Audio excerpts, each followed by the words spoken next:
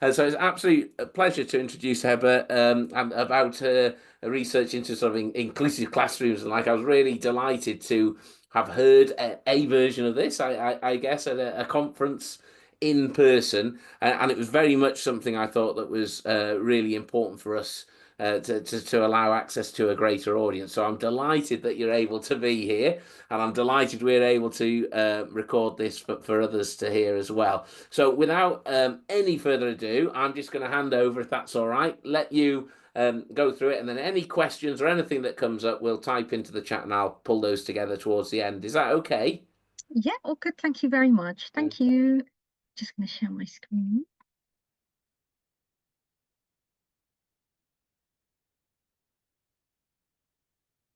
Hey, so thank you very much for joining, everybody, especially if you're joining at the end of a school day. So my name is Heba, and I'm the assistant head at Mayflower Primary School, where we were very fortunate to work with the Centre for Research in Autism Education at UCL to evaluate the use of flexible seating in our school. And by flexible seating, we mean different kinds of seats that wouldn't normally be available in a regular primary classroom. So our evaluation was very generously funded by the Churchill Fellowship. And I'm just going to talk a bit about the process of how we partnered up with an academics and how we started this project and how we evaluated it in case there are any ideas that you want to take and replicate in your own setting. So firstly, a little bit about our context. So primary school is a two-form entry school in the East End of London. So it's in an area of very high socio-economic deprivation. And at the time of the study, we had 18% of all our pupils on the SEND register. And 30 of those were classified as having very high needs, and hence they had EHC plans, with a significant number of children identifying and being neurodivergent. So our biggest neurodivergent group is autistic children. And at the time of the study, we had 26. We have many more now. And of course, that is always an underestimation because there are many children who are waiting for diagnosis. And this can be anything up to 3 years. So as teachers, we're kind of obsessed with good sitting. We're so obsessed with it that we dream about it before lesson observations, and we think about plans about who's going to sit next to who in a classroom.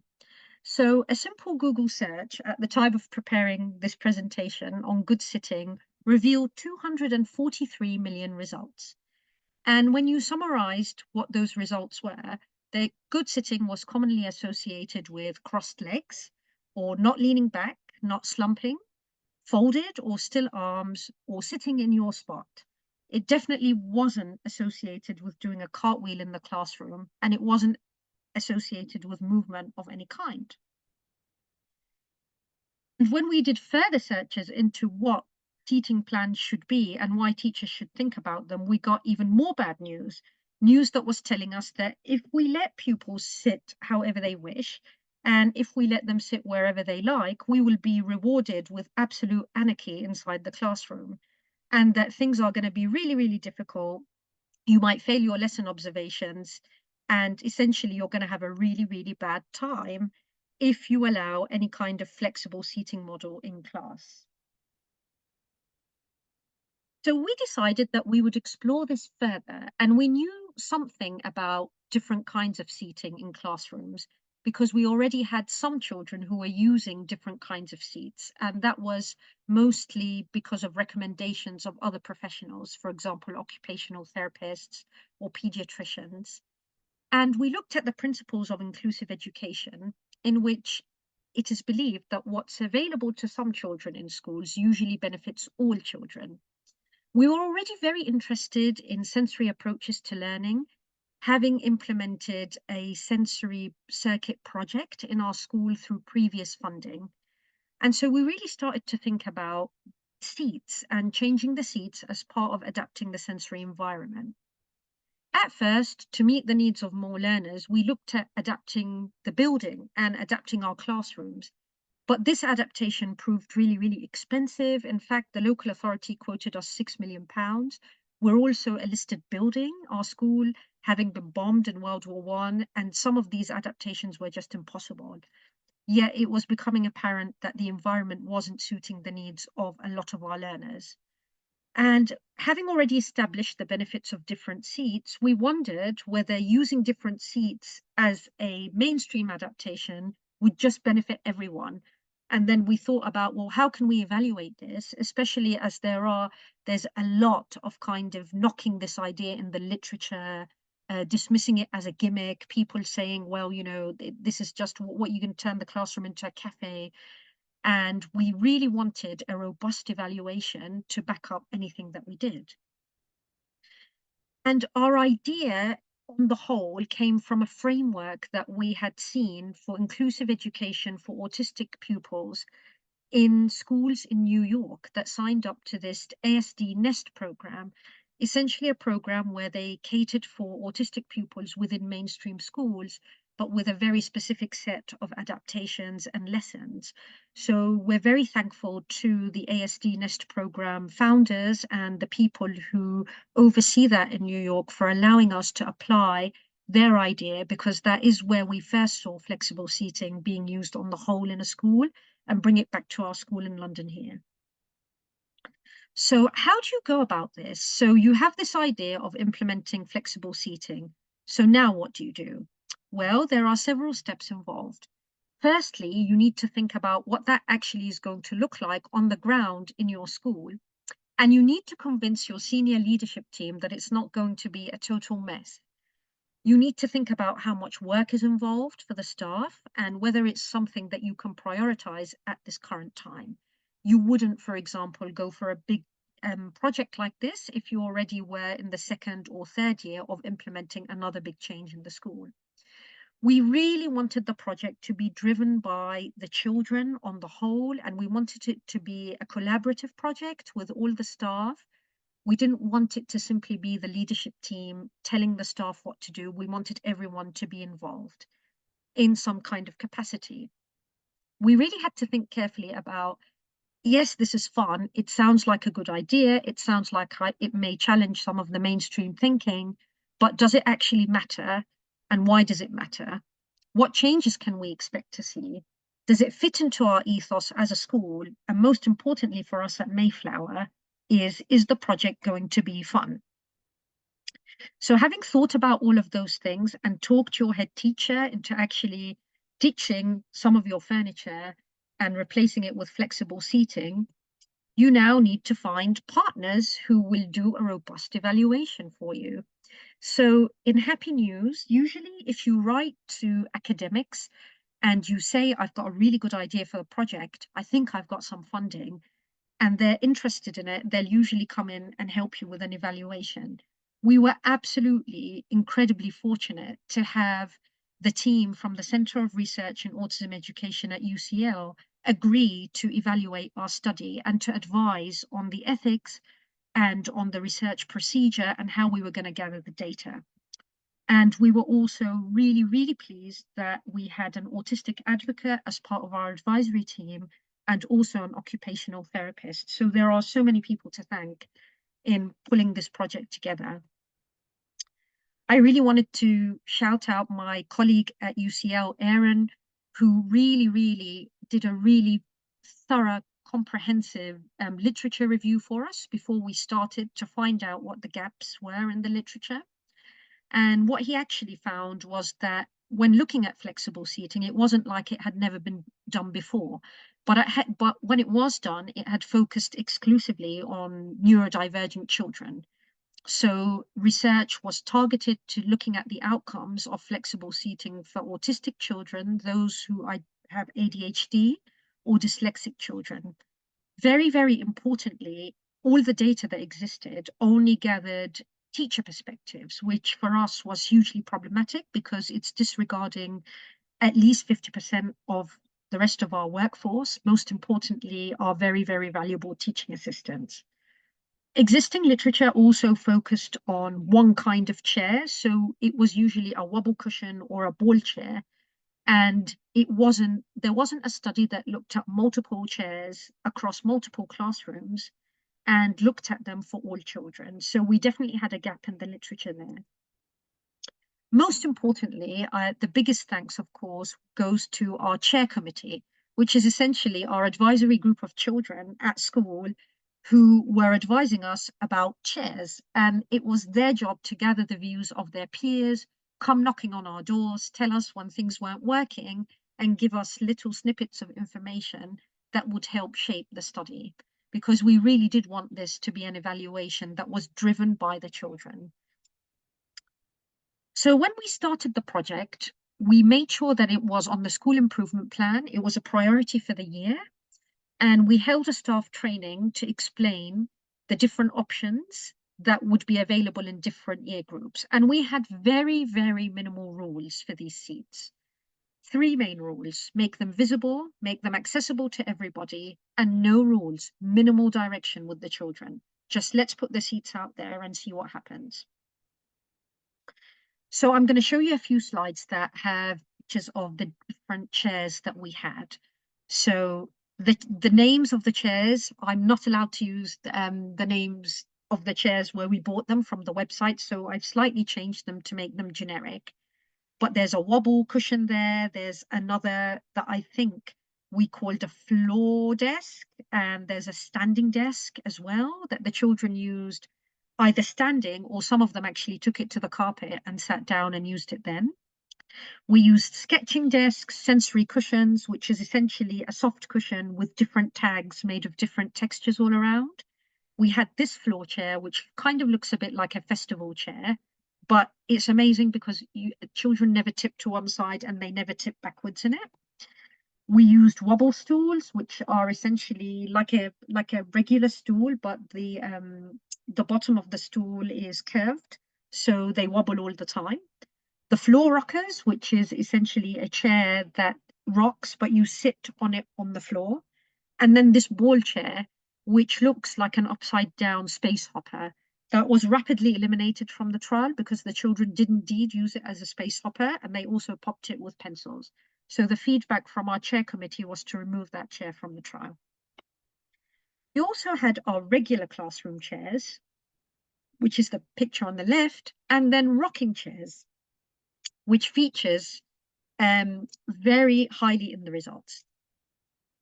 So the key is when you are implementing a project like this on a whole scale in a school and you're letting the children drive it, is as well as prioritizing it and giving it the time it deserves for your staff, you need to really, really keep a good listening ear out for the children, and you need to keep reflecting. So you need to welcome the feedback that comes from the children. Tiny pieces of feedback will help you get the big picture. So any little comments that you hear from staff, from children, you record them all in a little book. You listen to all the comments from everybody, and that means the entire school community. You will often be tempted to jump in, interject in what people are saying. Try not to do this. You need to try to be a silent observer. And in our study, we budgeted only for 25% of the seats by Christmas. So we started the project in September, and we were only going to buy 25% of the chairs by Christmas. We were going to buy, depending on the feedback, a further 25% of the chairs. So that takes us up to 50% of the chairs in total by the time the March evaluation came. We had already explained to the children that the March evaluation was a robust one, that we're going to have these researchers coming in, and it's going to be totally unbiased because none of the staff will be involved. And when they told us which chairs were their favorite, then we would buy the other 50% by July, by the end of the academic year. So the evaluation process began in March, which was midway through our trial. And this consisted of child surveys and activities for years 5 and 6. So we surveyed all the children in the school from years 1 to year 6. For anyone who's not familiar with the UK schooling system, that means children aged 5 to 11. And in the surveys, we got some quantitative data and also qualitative data. As you can imagine, if you're using questionnaires for reception to year 2, those are heavily guided. So it's a matter of sitting with children one at a time and getting their answers. It's very time consuming. So we're very appreciative of having a research team that were able to come and help us with that. And there were some independent surveys for children from years 3 to 6. And then we also had staff surveys. So gathering all the data from the children took us about 4 days. And I was very lucky to have 2 lovely research assistants who came and helped me. It was a full-time job, and we surveyed 315 pupils, and 57 of those were neurodivergent, hence confirming that our study was the biggest one globally of its kind that included that amount of children. So our questionnaire, again, was quite a visual one, but for purposes of copyright, I'm not allowed to include the visuals that accompanied the questions.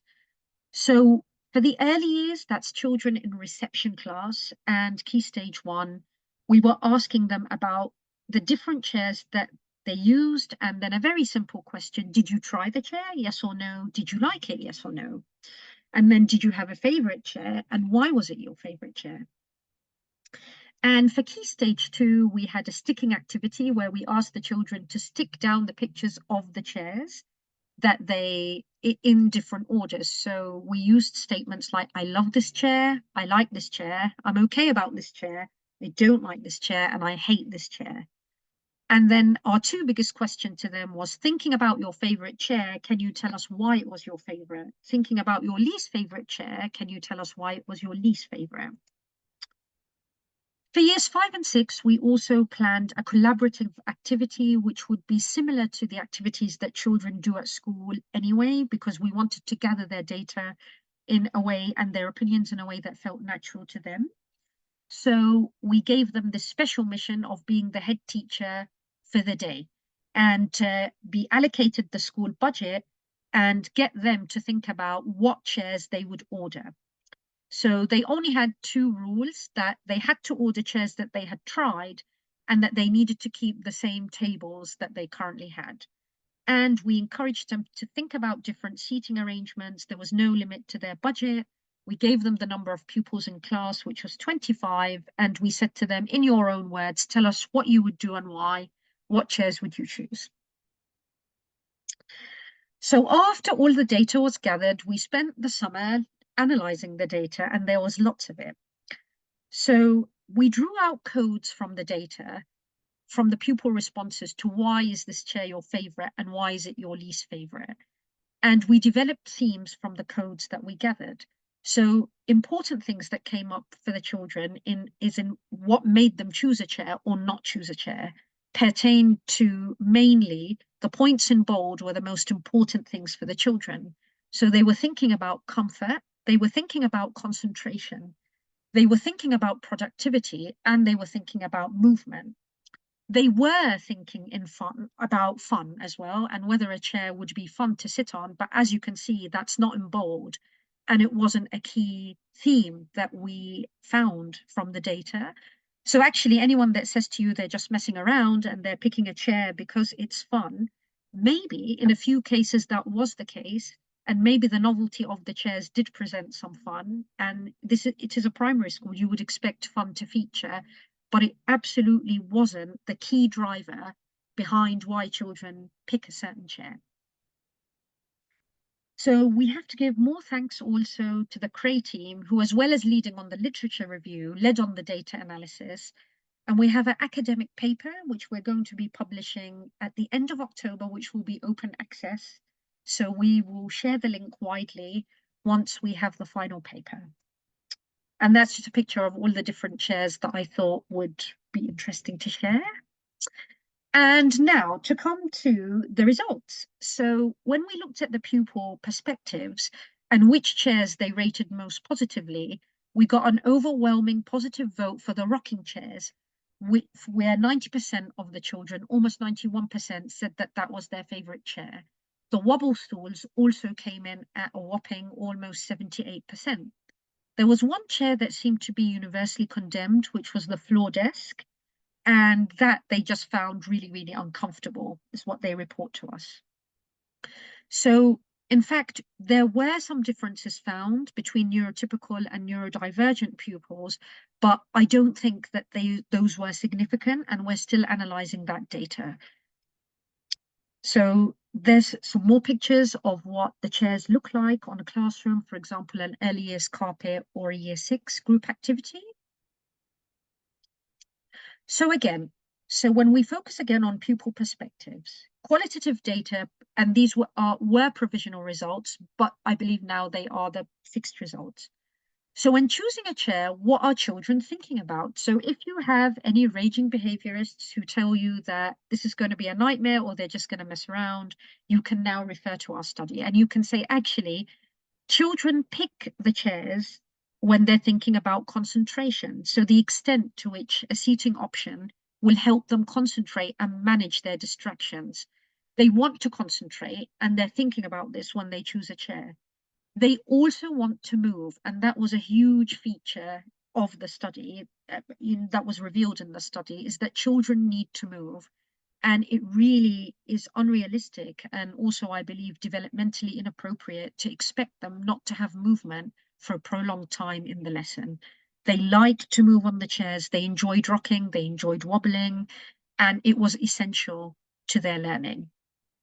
They also were picking seats based on comfort. You know, the children that are not daft, and they wanted seats that would prevent or reduce discomfort. They didn't want to fall off their seats, and they generally showed a real depth or when they reflecting on their choice of seats, they generally gave some really sensible and interesting reasons. You had the odd kind of fun reason, which is, if I turn this chair upside down, it makes a great marble run, but that was very rare in the data. So again, the three main things: concentration, movement, and comfort. That's what drives children to pick any kind of certain chair in a classroom. So we moved on then to the staff survey, and we surveyed 33 staff, including teachers and teaching assistants. And again, we had a combination of qualitative and quantitative data that we gathered. Some of the questions that we picked in our survey, we based on themes from previous research, and others we developed based on our observations in school. Before we conducted our staff survey, we also asked the staff to complete an impact of inclusion questionnaire to measure in general what teachers' attitudes towards the inclusion of children with special needs was at Mayflower.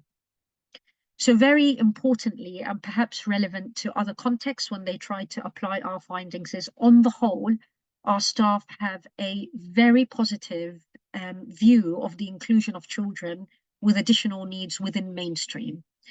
Our curriculum and the whole way that our school runs is tailored to meet the needs of different children. So we have a highly visual storytelling curriculum. Our school focuses on the creative arts in a very big way. It's central to the way in which we teach. We don't stream in lessons by ability grouping. We teach in mixed ability across all lessons. We're a very relaxed school, so children call the staff by first names. We're relaxed with our uniform. We don't have logos. We allow 2 or 3 different colors in combination with the uniform. And we try as much as possible to have a flexible start to school. And we try to keep things generally quite calm in the school. So with staff perspectives, of the staff who took part in the research, almost 91% reported that they would recommend flexible seating to other schools. And of these staff, almost again 91% recommended that flexible seating as a cross-school strategy, i.e. across all age groups from the earliest years. Additionally, staff responded to the initial Likert scale question, what are your thoughts on flexible seating, with largely positive views. So again, this was a evaluation that was conducted by an external team. So all the data was gathered anonymously. So there wasn't any pressure on the staff to give answer in a way that we were expecting them. So, and like the children, the staff reported that the rocking chair and the wobble stools were the most beneficial seating options to have in the classroom, which is wonderful that the views of the children tallied up with the views of the staff. And of the staff that had each option available in their class, almost 94% reported that they would opt to have the rocking chair, and almost 94% would opt to have the wobble stool. The majority would opt to have all the other seating options except for the ball chair and except for the floor rocker. So again, the views of the staff very synchronized with the views of the children, though the data was gathered separately. Most importantly, the staff reported that flexible seating was not difficult to adjust their teaching to, and it didn't make managing behavior in the classroom any more challenging. So whatever behavior in the classroom may have been a challenge to manage, that wasn't worsened by the availability of the different seats. In fact, they did report on the whole that flexible seating made teaching and supporting pupils with a wider range of sensory preferences much easier. They reported an improvement in pupil engagement, behavior, comfort, mood, motivation, and peer-to-peer collaboration. And I think the biggest thing that we saw from our children is and as the staff viewed it, was a real increase in motivation because they had choice, and choice drives motivation. So contrary to what a lot of anecdotal opinions will say about this causing chaos and this really not taking off in a classroom, we found that it increased task motivation for the pupils significantly. We also gathered the views of staff who worked with researchers, because this was quite a unique way in which we partnered up with academia to evaluate a study that was driven wholly by children. And the views were really positive. So staff were reporting it was very exciting to be part of such an innovative and forward-thinking project. There weren't expectations for it to work or be successful, and that made it even more exciting. We genuinely were on a research journey, and if the outcomes were negative, we would have reported back on that, and that would have been fine. So really, it was more for us about the process rather than the outcome, although obviously we're delighted that the chairs have had such a positive impact. So again, it was exciting, inclusive, all the children wanted to join in, and staff would wholeheartedly join a research project like this again. So again, it was a really exciting thing for us to do as a staff, to engage with research in this way. Usually when we're signed up to research project by external evaluators, they're telling us what to do, and we have things that we need to follow. But this was a research project that we led, which is what made it really exciting for us. Researcher opinions were also very positive. So the researchers really enjoyed working in collaboration with Mayflower. They reported that the involvement of school staff and children was very beneficial for the research process. And again, we're really delighted that we feel we've done something really meaningful through this evaluation to bridge the research to practice gap, which is often spoken about so much in literature, that there's great research, but how do you operationalize that to make it applicable in the classroom? So we were really delighted to receive that feedback. And then we started thinking about what could come next. So we have indeed run a year's project again with the help of the CRAE team. They helped us evaluate the use of ear defenders as a whole school adaptation. So what we have, and you'll see in this photo here, are children now having access to ear defenders as a universal adaptation in all our classrooms. So it's not something that any one child gets given. We don't have the stigma of an autistic child has to use ear defenders. They're there for anyone who needs them. If the children want to take them onto the playground, then they can. If they want to use them in the classroom or not use them, it's totally up to them. So that evaluation will also be published, we hope, and we will make that open access too. We've also started implementing the LEANS curriculum in years 4, 5, and 6, which stands for Learning About Neurodiversity at School. So I've put the link there in which you can download the LEANS curriculum. So it's a really nice curriculum that was developed by researchers at Edinburgh University, which is a series of lessons for Key Stage 2, teaching them about what neurodiversity is. it uses highly respectful language. It's very well thought of, and the children really, really enjoy it. So, and it's free. And I highly recommend any mainstream primary school have a look and integrate this as part of your either PSE lessons. And it's good for all children. So again, you're not teaching it to just neurotypical or neurodivergent children. It's a whole class program. And it really is amazing. It comes with short videos, short stories, and I highly recommend.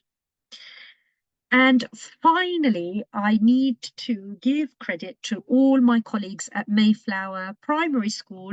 They're not here logged onto this webinar because they've heard all of this wonderful feedback at school. And I really feel really fortunate to be part of an amazing team who came into this evaluation with such an open mind and really wholeheartedly embraced it. And also to all the children at Mayflower. And that is it from me. I've put my email down there at the bottom, and we're very active on X as a school. So do give us a follow if you're on that platform, and feel free if there are any questions you want to email or anything else you want to ask, any ideas or criticism about our evaluation, we're always open to listening. So thank you very much. Thank you very much. Absolutely fascinating. And again, I think it's a good example of every time you sort of hear something that you think you've heard before, you pick up new pieces and think about new things as minds sort of whizzing round.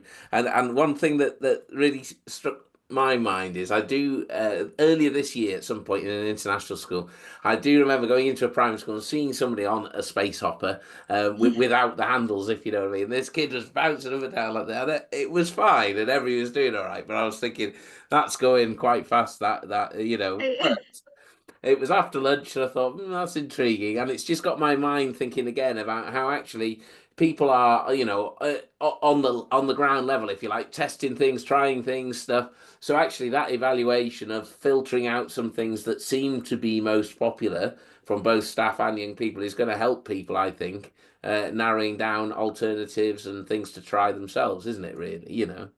I think so. And I think sometimes the narrative, especially in the current financial climate with schools, can be quite depressing or quite like, oh, there's nothing we can change and nothing. So it's quite nice to show that actually there are things that you can change. I mean, at relatively reasonable cost, and apart from the cost, it's the right thing to do. It's the right thing to do to try to meet the needs of more children in mainstream schools and best serve the community. So I think it also it gives a very good message to the children, thinking about what other children need and thinking about this whole issue of fairness.